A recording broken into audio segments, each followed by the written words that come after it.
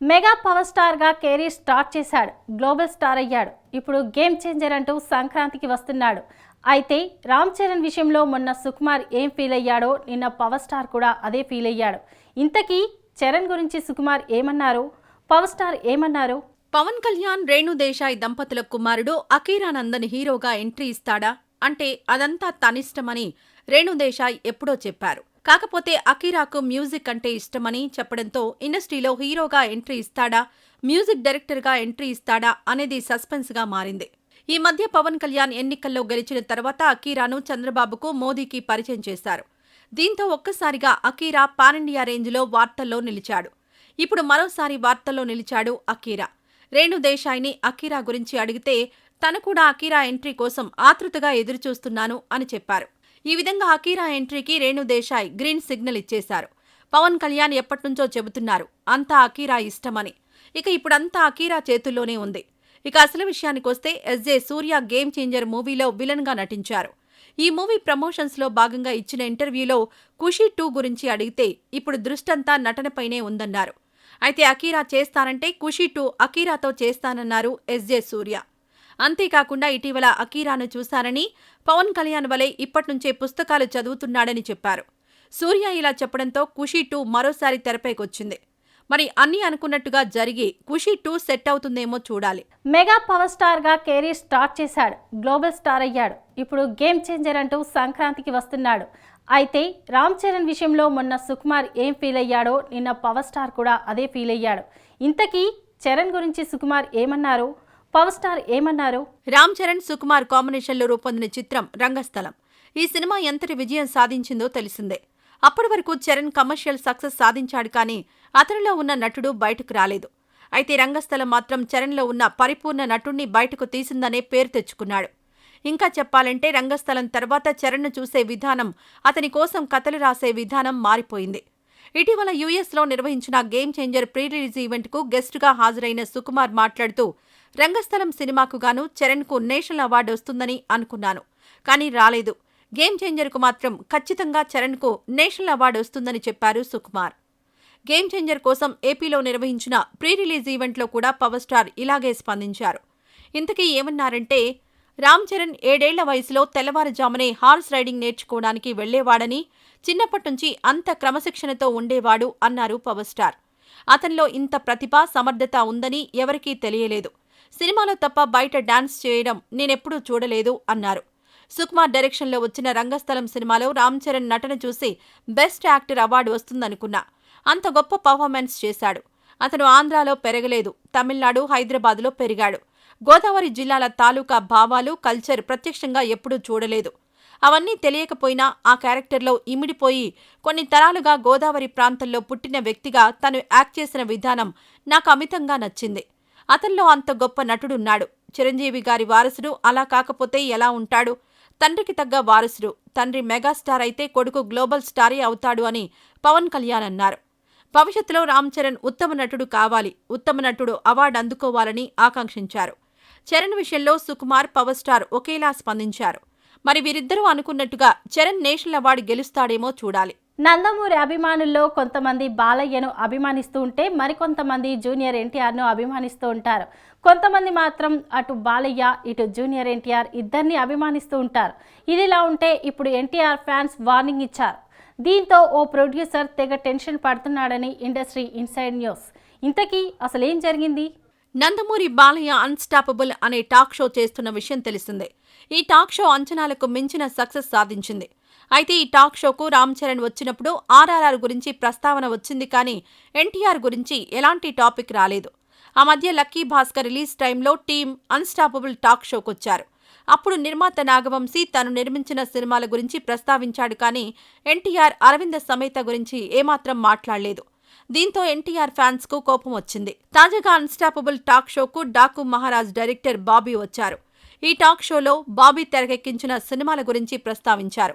Power, Sardaar Gabbar Singh, Venky Mama, Waltair Veeraiah, Daaku Maharaj చిత్రాల గురించి మాట్లాడారు కానీ జైలు అవకుశ గురించి ఏమాత్రం మాట్లాడలేదు. కారణం అందరికీ తెలిసిందే. బాలయ్య, ఎన్టీఆర్ మధ్య ఉన్న విభేదాలే అని ప్రచారం జరుగుతోంది. జైలు అవకుశ సినిమా బాబీ కెరీర్లో మర్చిపోలేనిది. ఇంకా చెప్పాలంటే ఎన్టీఆర్ను పవర్ఫుల్గా 3 విభిన్న పాత్రల్లో చూపించడంతో మంచి పేరొచ్చింది. అలాంటి సినిమాను కావాలనే స్కిప్ చేశారని ఎన్టీఆర్ ఫ్యాన్స్ ఫీల్ అవుతున్నారు. అందుకనే డాకు మహారాజ్ సినిమాకు సపోర్ట్ చేయమని, లైట్ తీసుకుంటామంటూ సోషల్ మీడియాలో కామెంట్లు పెడుతున్నారు. అందుకనే నాగవంశీ, ఇది మనందరి సినిమా, నాకు మీ అందరి సపోర్ట్ చాలా అవసరం, అందరం ప్రశాంతంగా ఉండి మన సినిమా అతిపెద్ద బ్లాక్ బస్టర్ సక్సెస్ అవ్వడానికి ప్రయత్నిద్దాం అని పోస్టు పెట్టాడు. ఈ వివాదం ఇక్కడితో ఆగుతుందో మరింత ముదురుతుందో చూడాలి మరి. డల్లాస్లో స్థిరపడిన తెలుగు సాఫ్ట్వేర్ ఇంజనీర్ గోపీకృష్ణ కొట్టారు Sri creative music and entertainment అనే నిర్మాణ సంస్థను ప్రారంభించారు. తొలి ప్రయత్నంగా తన కుమార్తె శ్రీజ పాడి నటించిన స్వప్నాల నావ వీడియో చిత్రీకరణను ప్రారంభించారు. ఈ పాటకు పార్థసారథి నేమాని స్వరాలు సమకూర్చగా యశ్వంత్ సాహిత్యం అందజేశారు. ప్రముఖ దర్శకుడు విఎన్ ఆదిత్య చిత్రీకరించారు. ఈ పాట త్వరలో విడుదల కానుంది. ఈ సందర్భంగా జరిగిన వీడియో లాంచ్ కార్యక్రమంలో పలువురు ప్రముఖులు పాల్గొని నిర్మాత గోపీకృష్ణ కొట్టారు కుమారి శ్రీజను అభినందించారు. Top to bottom global market లో ఇలాంటి సినిమా అయితే ఇప్పటిదాకా ఎవరు తీయలేదని చెప్పగలను. తీయలేదు, ఇదే ఫస్ట్ ఆఫ్ ఇట్స్ కైండ్. ఇది పడమటి సంధ్యారాగం క్రాస్ కల్చర్ మీద వచ్చిన one of the best films. అది కూడా ఇండియాలో కొంత భాగం షూటింగ్ చేశారు. పూర్తిగా ఒక ఎన్ఆర్ఐ కథని start to finish single frame కూడా అమెరికా, ఇండియాలో గానీ వేరే దేశంలో గానీ పెట్టకుండా ఇక్కడ మనందరి కథని తీయటం అన్నది ఏ ప్రొడ్యూసర్ ఇప్పుడు దాకా చేయని పని. అండ్ అలాగే వాళ్ళు అంత పెద్ద ప్రాజెక్ట్ చేస్తూ కూడా ఇలాగా గోపీకృష్ణ గారు వాళ్ళ అమ్మాయి పాత పంపించారు, మిత్రులు పారదు గారు ఎప్పటి నుంచో ఆయనతో కలిసి పనిచేయాలని ఒక కోరికను తెలుసుకుని నేను శాస్త్రి గారిని ఆదర్శంగా తీసుకుని ఆయన మార్గంలో పయనిస్తూ అద్భుతమైన సాహిత్యం రాస్తున్న వాళ్ళు నాకు చాలా మంది తెలుసు. వాళ్ళందరూ నాకు చాలా ఆప్తులు కూడా. ఆ వరుసలో ఇప్పుడు నాగోచ్ఛ్వాసం కవనంకి ఒక టీమ్ ఆఫ్ ఆయన శిష్యులే పనిచేస్తున్నారు. యశ్వంత్ బాలు గారు, కిరణ్ గారు, అలాగే శతగ్ని. ఇక్కడ మీ ఎదుర్కొన్న ఒక అబ్బాయి ఉన్నాడు అక్కడ, వివేక్ అని, most talented lyricist, one of the most talented lyricist and another follower of Sitaram Sastry garu. అబ్బాయితో కూడా నేను తమ్ముడు అని పిలుస్తాం. అంతా మేము అవకాశం వచ్చినప్పుడల్లా నేను ఒక్కొక్కరికి లింక్ చేస్తూ ఉంటాను అనమాట. సో అలాగా యశ్వంత్ ని ఆ ట్యూన్ ఇచ్చి రాయమని చాలా అద్భుతంగా రాశాడు అబ్బాయి కూడా. ఐ థింక్ లిరిక్ మేమేమనుకున్నామో 100% ఆయన of course director point of వ్యూలో కాదని నేను ఎంతసేపు నా తత్కారం వచ్చిందా, ఓవరాల్ గా కాన్సెప్ట్ వచ్చిందా అని. డైరెక్టర్ గారి సూపర్విజన్ జరిగిందంటే ఇంకొంచెం బెటర్ గా ఉండొచ్చేమో తెలీదు. Because director, as I keep telling, director will make you think in different direction. That is why he is the captain of the ship, and that's how the song took a shape and ఇవాళ ఇక్కడ ఉన్నాం. Rajakrishna productions banner పై నిర్మిస్తున్న తాజా చిత్రం ఇలాంటి cinema మీరెప్పుడు చూసుండరు. తెలుగులోనే కాదు, ప్రపంచ సినిమా చరిత్రలోనే ఎవరూ చేయని విధంగా ఒక షాట్లో సినిమా మొత్తాన్ని తెరకెక్కించి అందరినీ సర్ప్రైజ్ చేశారు ప్రొడ్యూసర్, రైటర్, డైరెక్టర్, హీరో. అంతేకాకుండా ఇంతవరకు ఎవరు చేయలేని విధంగా ట్రైలర్ను సైతం ఎంతో వినూత్నంగా కట్ చేసి ఇంట్రెస్ట్ క్రియేట్ చేశారు. ఎంతో గ్రాండ్గా జరిగిన ఈ మూవీ ట్రైలర్ ఈవెంట్ విశేషాలు ఇప్పుడు చూద్దాం.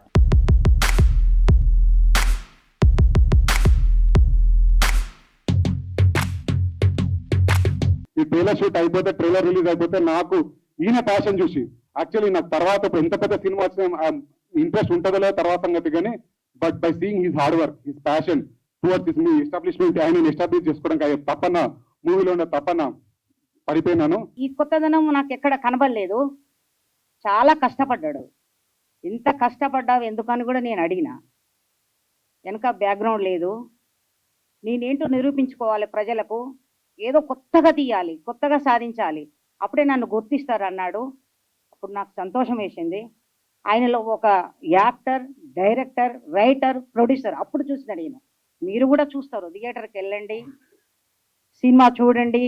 తను హీరో అవుదామని వచ్చాడు, కానీ మీరందరూ థియేటర్కి వెళ్ళి సినిమా చూస్తేనే హీరో అవుతాడు. తను మాత్రం మీరు చూడండి, మాత్రం మీరు చెయ్యండి, మాత్రం ఎప్పుడు హీరో కాలేడు. మా అబ్బాయి కష్టపడి సినిమా తీసిండు. అందరికీ చూడండి, మీకు హాల్లో చూడండి మీరు అందరూ. Thank you. ఫస్ట్ మా తమ్ముడు, ఓకే, మా తమ్ముడు మూవీలోకి వస్తున్నప్పుడు ఇంట్లో టెన్షన్ పడ్డారు, అరే ఈ మూవీకి వెళ్తున్నారుగా ఎలా అని చెప్పేసి. సో ఫస్ట్ డెసిషన్ సపోర్ట్ చేసింది నేనే అనమాట. ఇప్పుడు ట్రైలర్ చూశాక, ఈ సింగిల్ షాట్ మూవీ కాన్సెప్ట్ విన్నాక, యా నా డెసిషన్ కరెక్ట్ అనిపిస్తుంది. Yeah, good. And so like, I mean, you did a wonderful job. The trailer చాలా చాలా బాగుంది. సో అద్భుతంగా ఉంది. మీకు ఖచ్చితంగా ప్రామిస్ చేస్తున్నాను, ఒకటి మాత్రం ప్రామిస్ చేస్తా నేను. మొత్తం ఇక్కడికి వచ్చిన వాళ్ళకు, ఇక్కడ రాని వాళ్ళకు, ఈ వీడియో చూసే వాళ్ళకు ఒకటి ప్రామిస్ చేస్తా. 100 minutes కట్ లేకుండా సినిమా మొత్తం ఒకే షాట్ లో క్యారెక్టర్ లో నుంచి బయటికి రాకుండా 1400 డైలాగ్స్ లో ఒక్క డైలాగ్ మర్చిపోకుండా స్టోరీ డీవియేట్ అవ్వకుండా ఒక అద్భుతమైన ఎమోషనల్ స్టోరీ ఇప్పటి వరకు ఎవరు చేయలేదు. ఎలా చేయాలో కూడా ఎవరికి తెలియదు. అది నేను కనిపెట్టాను. ఈ సినిమాలో ఉంటుంది. మీరు చూస్తే అంటారు సూపర్ రాజా ట్రైలర్ లాంచ్ ఇవ్వంటప్పుడు ఒకటి ప్రామిస్ చేశాడు, ఖచ్చితంగా అదే డెలివర్ చేశాడు అంటాడు. మీరు పెట్టిన టికెట్ డబ్బులకు ఖచ్చితంగా న్యాయం జరుగుతుంది, నేను మాటిస్తున్నా. సూపర్ రాజా. ఈ మూవీలో నేను కలామ తల్లి అని చెప్పేసి ఒక రోల్ చేశాను. అది షూట్ జరిగి 1.5 year అవుతుంది కదా, 1.5 year అవుతుంది. అది 1 day షూటే. బట్ ఆ 1 day షూట్ కి సూపర్ రాజా గారు లిటరలీ నన్ను 10 days కలిసి 10 days ఫుల్ గా ప్రాక్టీస్ చేయించారు. మార్నింగ్ నుంచి నైట్ వరకు ఫుల్ గా థరోలీ ప్రాక్టీస్ చేయించిన తర్వాత ఆ షూట్ అనేది చాలా బాగా జరిగింది. అండ్ ప్రమోషన్స్ విషయానికి వచ్చేస్తే లిటరలీ నేనే షాక్ అయ్యాను. అంటే ఇప్పుడు దాకా ఎన్ని మూవీస్ జరిగినా ప్రమోషన్స్ విషయానికి వస్తే ఇదర్ ఇన్ఫ్లుయెన్సర్స్ తో ప్రమోషన్ చేయించుకుంటారు, లేదంటే సోషల్ మీడియాలో యాడ్స్ ఇచ్చి అలా ప్రమోట్ చేయించుకుంటారు. బట్ రాజా గారు మాత్రం 70 cities తిరిగి ఆయన ఒక్కరే యాజ్ ఏ పర్సన్ వెళ్ళి ప్రమోట్ చేసుకున్నారంటే అక్కడే ఆయన హార్డ్ వర్క్ మనకి మొత్తం తెలుస్తుంది. అండ్ నిన్న పెట్టిన ఒక రీల్లో చెప్పారు ట్రైలర్ చాలా కొత్తగా ఉండబోతుందని. నేను అనుకున్న కొత్తగా అంటే ఏముంటది, మూవీలో ఏముంటుందో అదే కదా ట్రైలర్ లో చూపిస్తారు అనుకున్నాను. బట్ నిజంగానే కొత్తగా ట్రైలర్ లో మూవీలో ఏముంటుందో చూపించకుండా ఆయన పడ్డ హార్డ్ వర్క్ మొత్తం చూపించేసరికి నిజంగా అనిపించింది నిజంగా కొత్తగా ఉందని చెప్పేసి.